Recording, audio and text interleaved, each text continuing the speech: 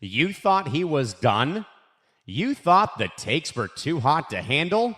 You better think again.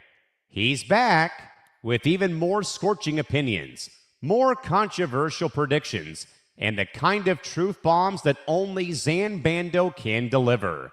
If you missed the first round, prepare yourself. This is the follow-up you've been waiting for. It's time for Zain Zinger Part 2, another certified hit from the Empty the Bench Network. Here's your host, Zain Bando.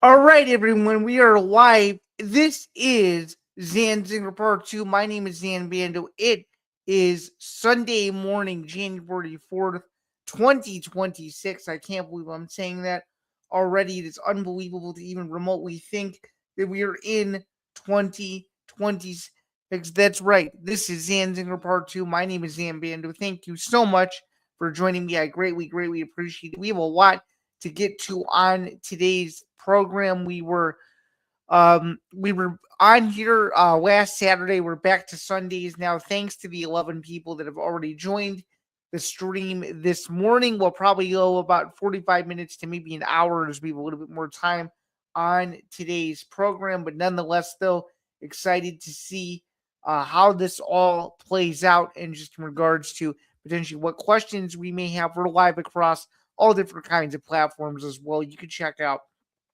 this show a bunch of different places. Sunday's episode and or replay, YouTube, Kick, Twitch, and X, my personal platforms, ETB's personal platforms, etc., etc. Again, would be very much appreciated if you guys tuned in. Watch this right now or later on.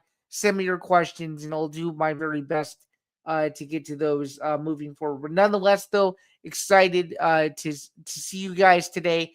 Excited to get into what we're going to be discussing. And yeah, very much looking forward to it. By the way, Bando's Breakdowns episode 72. Why have you guys here? It's going to be January 9th, 3 Eastern, noon Pacific. New episodes for the 2026 Bando's Breakdown season will return next week. All right, let's get started, though, with the program. First order of business is the Liberty Mutual Music City Bowl. Let's talk about it. I went down to Nashville for this bowl game. It was the Illinois Fighting Illini, my alma mater, versus the Tennessee Volunteers. So let's talk about it. This is my third bowl game that I covered as a member of the media. We've done all of Bret Bielema's bowl games so far as Illinois coach. We've done, obviously, the first one being the ReliaQuest Bowl, which was Mississippi State. That was the year that Mike Leach passed away, obviously. And then, of course, Illinois did not go to a bowl game the next year. They went 5-7. And then last season, they won 10 games, and that 10th win was against South Carolina. South Carolina had Lenora Sellers, and they had a bunch of NFL caliber talent on that team, and Illinois was able to win. And this year, Illinois went 9-4 with a win in the Liberty Mutual Music City Bowl against Josh Heupel and the Tennessee Volunteers. So that's now back-to-back bowl wins. First time an active head coach has ever done it for Illinois. There's been a stat going around that Vic Koenig also did it. That's partially not true because Vic Koenig was the interim coach the second time Illinois won its bowl game. So it's the first time that an active Illinois coach has won back-to-back bowl games as well. So huge win for Illinois. Gets them 9-4. Or excuse me, 9-4 to end and a very interesting season, a season where they could have been college football playoff eligible. For much of it, they took themselves out of that conversation with losses to Washington and Wisconsin, but nonetheless, though, a pretty good year to cap it off for Luke Altmaier and the senior Illinois class. So that was huge. But let's talk about my experience overall, kind of what happens as a member of the media when you go to one of these bowl games, because I feel like not a lot of people really talk about the media process and how it kind of works. So I can get into that. We'll go into a full recap of my experience and then the game itself, how awesome the game was. We'll go over a couple numbers as well from the game and just my overall thoughts. But let's start from the beginning, though. So I get down there Sunday night. Monday morning is the press conference with both coaches. We'll get to the press conference story in just a little bit. It was actually my fault that my press conference track did not go as well as I would have hoped. Nonetheless, though, let's get started with that. So, you find out when the bowl game is, and shortly after that, you kind of do some digging and you figure out where the credential application is, because without applying for a credential, the bowl doesn't know you're interested in covering their game. That's kind of how it works. You have to apply as a member of the media in order to go to one of these things. So, very as soon as possible. If you know you're going, you gotta put it in, and you wait about a week or so to hear a response. And of course, I was approved. I'm just going to be transparent. I have a pretty good success rate of getting approved to various sporting events in the college and combat sports realm of things. So that's a major positive, which I'm very pleased with, and I'm very happy, and I hope it stays consistent. Nonetheless, though, so that's kind of how that works. So you get approved first to begin with before you do anything. And then after you do that, you sort of plan. So I got approved, I think it was probably mid-December at some point, maybe 10 days before I left. So I knew I was going. Then you book your media hotel, which they tell you where the media is staying. Not everybody does, because of just the overall, what do you call it? Not everybody stays there because of just how much it is, or if said outlet isn't willing to cover that expense or something like that. But I stayed at the media hotel. And what's interesting about my situation, without going too deeper into it, is I'm fully independent media, so all the expenses that I have are solely based on me. So every single trip I take, or every single time I'm telling you guys I'm going somewhere, it's a connection investment for my career, because eventually I am an independent member of the media, but eventually when I do go full time, I want, hopefully one day, a place, I'm not going to say specifics, but a place where they see my value. They see that my freedom to cover whatever I want is actually a benefit to me and not a burden, and not giving me assignments that I don't want.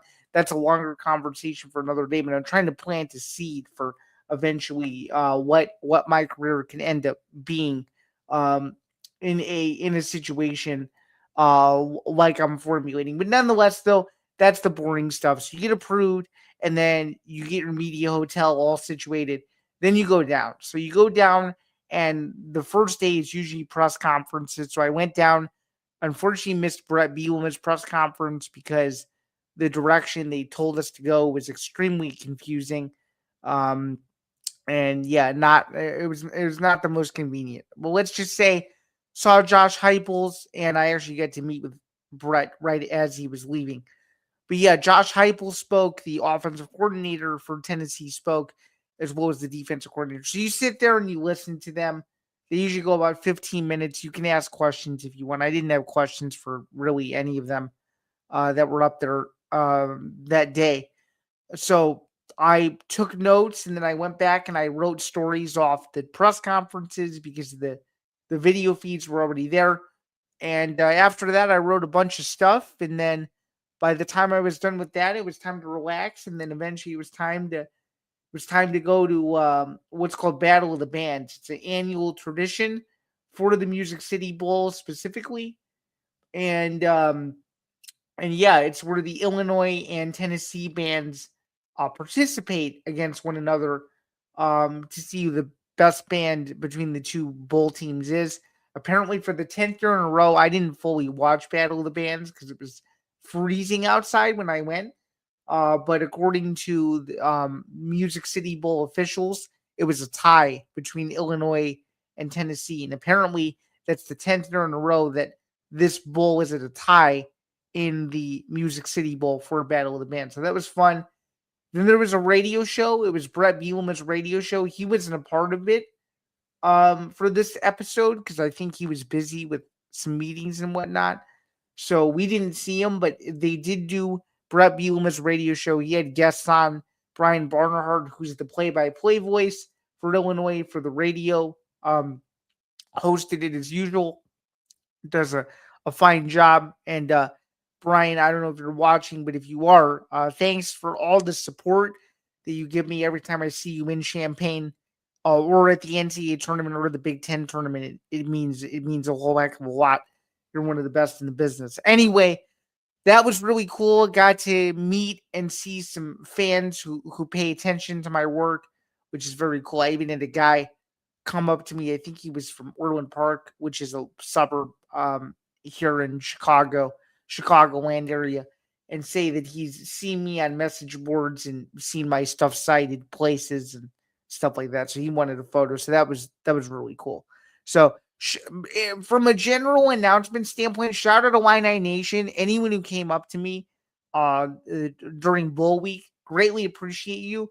Thanks so much for following my work. It means a lot. It tells me that you really like what I'm doing. It tells me that you like my written content. It tells me that you like stuff like this, like we're doing right now, this Dan Zinger Part 2 stream, which shout out to the 28 people in here that are watching this morning. You could be doing a lot of other things with your time on a Sunday morning, but I commend you guys for coming in, watching this, supporting me, and hearing what I have to say. So shout out to that guy who took a picture with me. It meant a great deal to him. It seemed like it was very cool. And yeah, so that was Monday. Tuesday was game day. So how game day works is you can pretty much hang out all day until the game. So it was kind of awesome. So I hung out for much of the day, did some work. It was really cold that day. And we actually had plans to leave at 4 in the morning. My mom had to be home for something. So we packed and we did a bunch of other miscellaneous things before going over to the Music City Bowl. So that was really cool. And then I went over to the game itself. So you go to a game as a member of the media. How it works is on your credential, they tell you what you have access to and what you don't. So I technically had access to the field pre and post game, but it was so cold that I was not in the mood to even go on the field. It was way too cold. And that is a cop-out answer a little bit because I did miss being physically right there for the trophy presentation and all that stuff. But it was warm in the press box. Nissan Stadium was a very nice press box. It's an old stadium. It's being knocked down in a couple of years, so it was the only time that I'll ever see it unless I go back to Nashville for a Titans game for fun, which I don't know why I would, but if there was ever a reason to go back for a Titans game, I guess I would see Nissan Stadium one more time, but I would see it as a fan because I don't cover the NFL like that. So that'd be a unique experience to say that I've been in that press box and to also say that that I also came to Nissan Stadium as a fan would be pretty cool, but that remains to be seen if that ever occurs. Nonetheless, though, great press box experience. Had my own very beautiful setup. 50-yard line, had a TV above me, which was fantastic. got to flip between all the channels before the game, caught the end of the bowl game that was before the Illinois game, which was really, really fun. I think it was Coastal Carolina, if I'm not mistaken, which was right before Illinois took the field and played Tennessee, which actually is a perfect segue into the game itself. So this game, I got to tell you, for a non-college football playoff bowl game, absolutely electric. You want to talk about one of the best bowl games I've been to out of the three? This is either number one or number 1A, or even I don't know how I'd rank the three I've been to so far, but holy cow, was this game awesome. You had Luke Altmaier in his final game. You had Joey Aguilar for Tennessee playing through an injury, which he was injured, and he even got operated on his shoulder, or got treatment on his shoulder a few days after the game was over. That's how banged up it was. But holy cow, this game was freaking awesome. So it was a back and forth, knockdown, drag out track meet between two teams that needed to prove themselves on a national stage, not being college football playoff teams this year. And it was just a great game. Luke Altmaier had a great game. The Illinois ran the ball well, but defensively, they were just kind of horrible. They couldn't stop anything, and there was obviously the huge return for a touchdown, which gave Tennessee a 28-27 lead.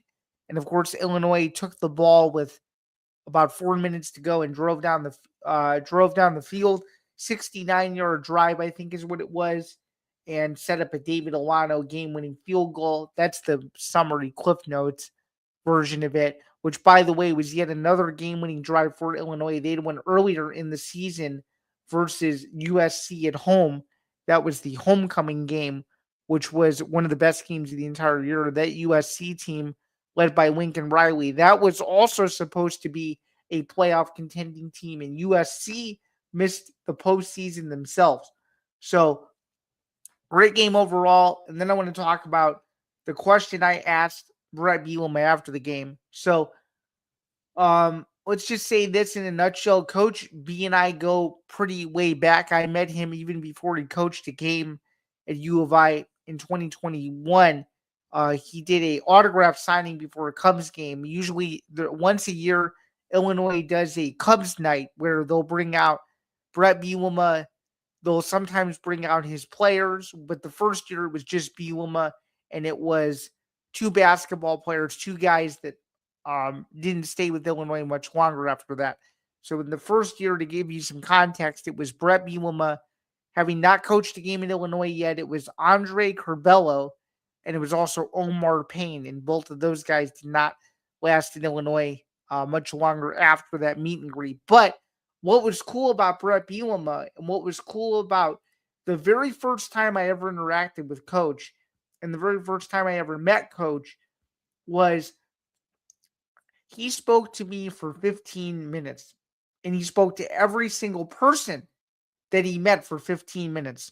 And he asked me, oh, how hard is your journalism major? What do you want to do? And stuff like that. And I just remember the conversation being very, very fluid. And I didn't know when I was going to see him again because I wasn't a member of the media yet. And I went back every year. I've gone back every year since, and I've met him on several occasions since. We have two publicly known pictures together. And if we have more that people have taken since 21, I've never seen them. So if you guys want to send me more Bielema pictures that maybe I've never seen with he and I, that'd be appreciated. But nonetheless, though, very nice guy, very approachable human being there.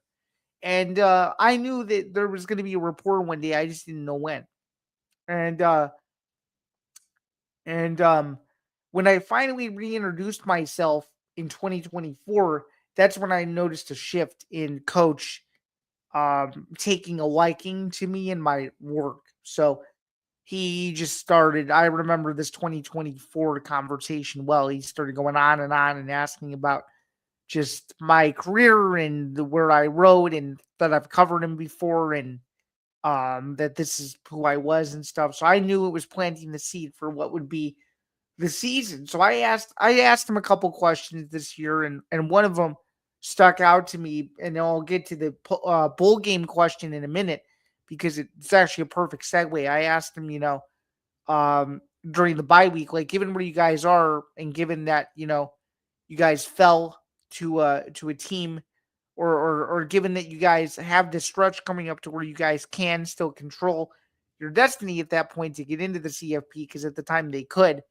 Um, he not only talked about that, but he gave me this great answer where he's like, I've been managing behind the scenes, and I've been going on the road, and I've been talking to prospective recruits, and just kind of the overall changing landscape of college football, in so many words, tells me that I'm doing things the right way, and that I'm really proud of what I've been able to do, and what I've been able to cultivate and achieve, and used all these different terms.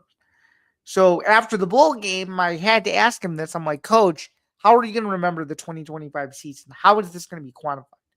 And it's on my social medias. Currently, he gave me this very, very succinct 2-minute answer where it felt real. It felt like it wasn't fluff. Um, he talked about how this is a team that beat two SEC teams in bowl games in back-to-back seasons. This is a team that was a top 25 team for much of the year, and this was a team that was very resilient. And he talked about how Miles Scott and Luke Altmaier, who were both present at the post-game press conference, were the embodiments of what his program represents, and how hardworking they are, and just how dedicated they are to being the best they could be at their sport. And he went on and on for 2 minutes, and he just, the way he was energized, and the way he just stayed with me the whole time, and the way he understood where I was coming from, and the way everything flowed was just really, really, really special to me. And and I'm just gonna say this because it happened. I mean, I just told him, I again after the question, when we were all done, I told him, congratulations, and he said, appreciate you, and the way he said appreciate you, to me, it was just very authentic and very open and very warm, and I just loved everything about the interaction. So actually, we might have some good news about Coach down the pipeline. I don't want to talk about what that good news is yet, but given what he likes to say during the offseason, the best is yet to come. That's a perfect segue into the college football playoffs so far. Let's talk about what we've learned. Ohio State is no longer in the college football playoff, which is actually a perfect segue into talking about the elephant in the room, which is Ryan Day on the hot seat? It's a great question. So Miami upsets the defending national champion Ohio State Buckeyes 24-14 in the Cotton Bowl in Arlington, Texas, New Year's Eve. And this is a big question. I'm going to say no. I'm going to say no. And anybody who thinks he is downright mistaken, completely ignorant, does not understand the landscape of any of this crap. I don't believe it for a second. He's not on the hot seat for a few reasons. Number one, he just won the national championship a year ago. He admitted after the game that he didn't have his guys ready to go. And he also admitted that Julian Sayin, his quarterback, has a lot of work to do and knows he can be successful if put in the right frame of mind, the right situation, whatever you want to call it. So this tells me overall, though, that Day he understands the vision. He understands that sometimes you're going to go through adversity. Sometimes things aren't going to make sense. And sometimes as well, when you lose, it actually makes you stronger as a team because you know what that feeling feels like. And he wants his guys to realize that they don't want to experience that same feeling over again. Because if they do that, there's a question of, okay, was Ryan Day really, really, really invested in this year's program? And if he can fix the mistakes that they made in this game against the Hurricanes for next season, especially assuming they can retain Jeremiah Smith, assuming he doesn't go to Miami, which I don't think he will. There's a crazy rumor that he might. I completely doubted he'd be a goof to go to Miami. He's the heart and soul of that Ohio State offense. It would make no sense. It would be the biggest transfer portal shock in the history of the transfer portal. I don't think Jeremiah Smith's going to Miami. I wouldn't read into it for a second. And there's no reputable reports at the moment that suggest that he's going to Miami. So I would get that out of your head. Let's talk about the semifinal, though. So what we learned in the quarterfinal is Ole Miss is legit, even without Lane Kiffin. They knocked off Georgia in the Sugar Bowl. And then we got to talk about Indiana. We got to spend at least a few minutes on Indiana. Indiana dominates Alabama 38-3, okay? Giving Kurt Cignetti his first college football playoff win as head coach. I think he's now won 27 of 29 games so far in the few years he's been there. I think it's now 2 seasons that he's finishing up. This is the second year. You want to talk about dominance? You want to talk about just complete, utter, just a demolition of an Alabama team that looked like they were the underdog story, looked like after the Oklahoma comeback that they could give Indiana fits. Ty Simpson gets benched for Austin Mack in the second half. Really? You let an offensive lineman win the MVP award? Like I don't understand what happened to Alabama, but I can tell you this: Indiana is legit. They have a mission. Their mission is to get to Miami. They will do anything they can to make it possible. And they have a rematch on their hands against the Oregon Ducks, who shut out Texas Tech 23-0. Was Texas Tech not very good? I'm not so sure, but I can tell you this. Oregon is motivated. Oregon won the 2024 Big Ten national title. Dante Moore is coming in place of Dylan Gabriel, who is now in the NFL and has flourished for the Ducks. This team defensively is awesome. This team running the ball is great. And Lanning is an excellent coach. He knows that if he keeps this Indiana game close this upcoming Friday in the Peach Bowl, that this game has a chance to be an all-time classic. And I said that on my latest edition of Bando's Blitz that dropped yesterday morning. I said this has a chance to be the game of the entire postseason. I said whoever wins this game, there's a good chance you might find them winning the national title at season's end. That's how balanced both of these teams are. So that's a huge positive there. And I think the Big Ten having 2 college football playoff teams still left in this thing as opposed to 1 is gigantic because it gives more people the parity that may occur in college football. If this continues, given that at least one Big Ten team will more than likely make the championship, which is great for the league because the league has won the last 2 national titles. The league could win 3 in a row, which would be massive. It would show that the Big Ten has clearly given the SEC a run for its money, if not overtaken it in this current NIL generation of college football, as well as the fact that you now have a new superpower. In the SEC in the mid-2000s, you had Alabama. If Indiana can win this first national title, and given that Kurt Cignetti just signed a massive extension, there's no reason to think that Indiana can't win multiple titles if it can win this first one, especially if it's 3 in 5 years or something like that. However it plays out, I think Indiana has a chance to do exactly that. Miami is a cool story, though, because Miami is that ACC team that a lot of people didn't think should have made the playoff. But gosh darn it, Mario Cristobal as this guy's rolling. Defensively, they're fantastic. Carson Beck is doing all he needs to just win the game. He doesn't have to be flashy. He doesn't have to do any of this pretty boy stuff. He's doing what he needs to do to win. He doesn't care about the stat sheet. And Cristobal is one of those coaches that's erasing the stigma that, I'm a guy who collapses in the month of November. I'm a guy who can't finish the big game. I'm a guy who can't win when it matters most. He just went in and beat the defending national champions to shake up the entire landscape of the college football playoff.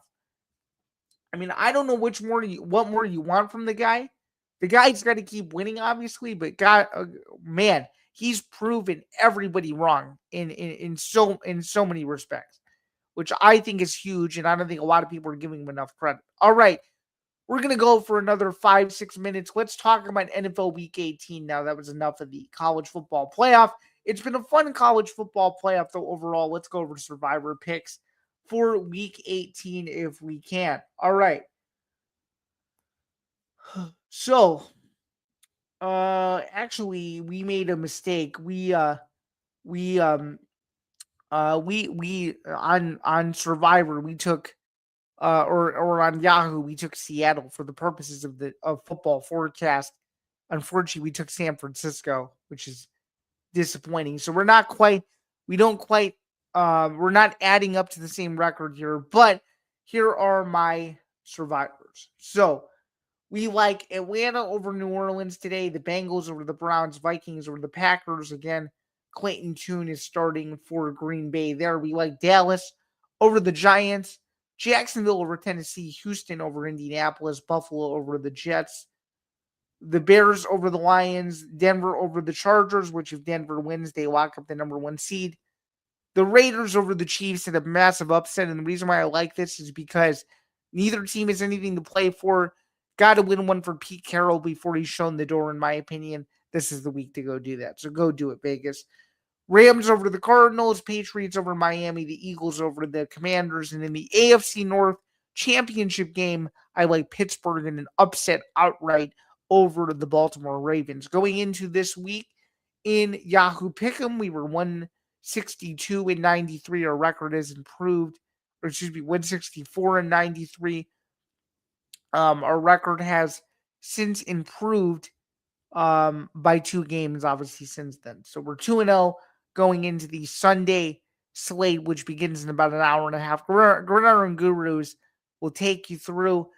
We've Gridiron Gurus in about an hour or so. I think is when it would be starting at 12:30 Eastern. We're pushing it back due to some scheduling constraints with a few of the guys on the stream. So stay tuned for them after I am done here as well. So those are my survivor plays for the NFL. Let's talk about what games you're going to be getting in your market today, courtesy of 506 Sports. We haven't really done this all year, but I figured with it being the last week and with it being a doubleheader on both networks, it might as well just give you everything you need to know.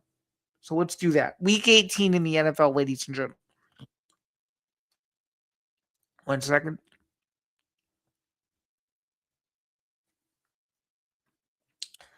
All right, so for January 4, 2026, here's what you get.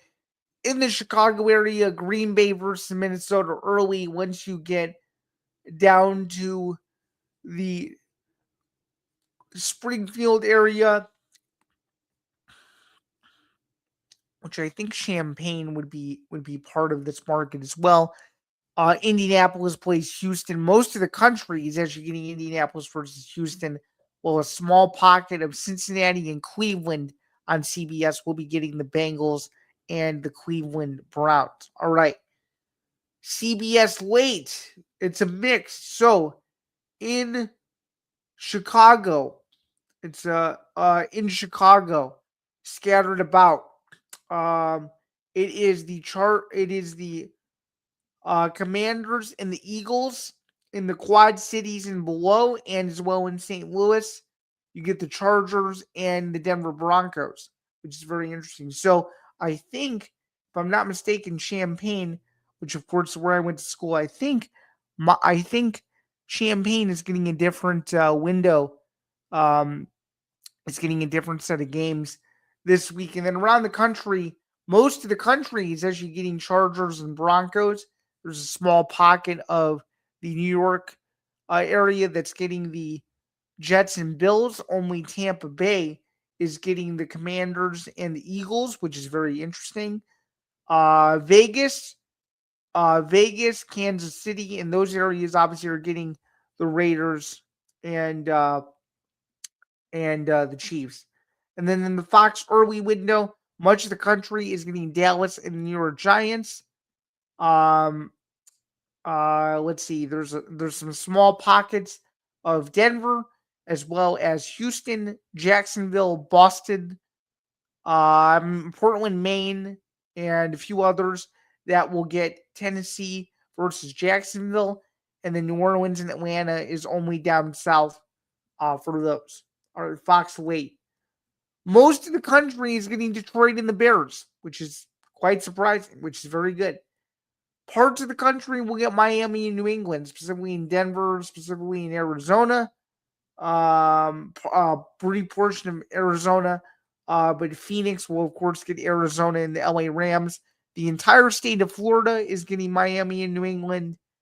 Buffalo, Boston, et cetera, is getting Miami and New England as well. But much of the country is receiving the Bears and the Lions, which is very good. So let me just go through your maps again. Some of the major games that the country will be receiving. Just holistically, CBS, Colts and the Texans for the most part. This also includes Detroit, no. This also includes, let's see. Oh, this also includes anything that is in Chicago. I may have mentioned that earlier. CBS late for the most part. A pocket of Chicago is getting the Commanders and the Eagles, while the bottom half of the state, which I would assume is Champaign as well, is getting the Chargers and the Broncos. Very interesting. Fox early, Dallas and the Giants for much of the country, and then Fox late, Detroit and the Bears for much of the country. So those are out of the regional games. Holistically, those are the 4 games you will get today. Is there are 2 doubleheaders, one in the 1 Eastern window and one in the 4:25 window. So that's it for Week 18, and I think this is a good segue to just kind of briefly talk about really quick what's going to be coming up on Bando's Breakdowns episode 72. So I teased earlier that we might have some good news immediately regarding episode 72, but if we don't have that good news and I can't bring that to you guys in a timely fashion, this is what we will have. We will have a full recap of NFL Week 18. We will have all the particulars surrounding the playoffs, who's fired, who's sticking around.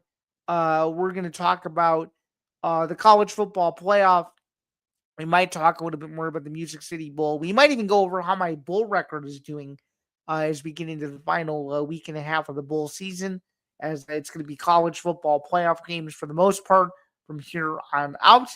So that'll be exciting as well. We're also going to be discussing just kind of the schedule for the year, what to expect on the show, and some of the different kinds of content that you will see, as well as a few other things. We may have a miscellaneous section in there. I may answer some general questions that you guys may have about the show overall, just going into the year and what to expect from the show. But nonetheless, though, that will be episode 72 with myself, Zain Bando, again, airing January 9th, 3 Eastern, noon Pacific, weekly from here on out.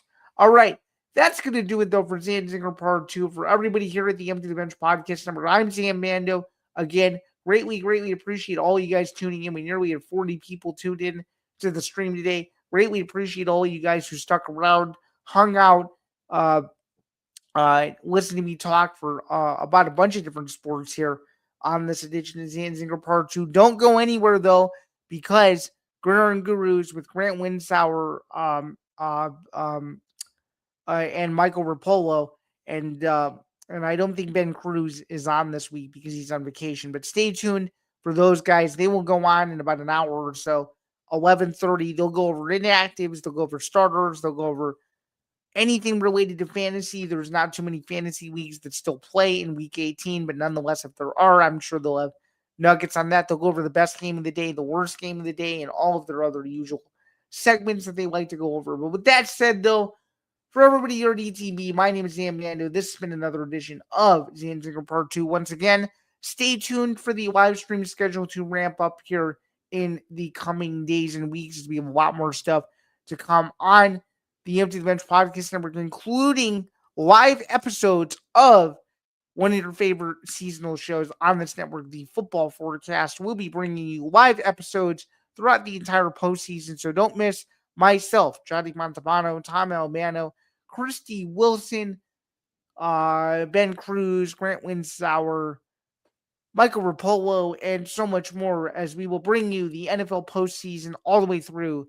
until the Super Bowl in Santa Clara, where only one champion, my friends, will be crowned. But until then, have a great Sunday. Enjoy all the NFL madness that is Week 18, the biggest priority of the bed if you are a sports fan today. Stay warm. Happy New Year to you all, and I will see you guys soon. Shout out to all 39 of you. You guys rock. We will see you next week. Have a good one.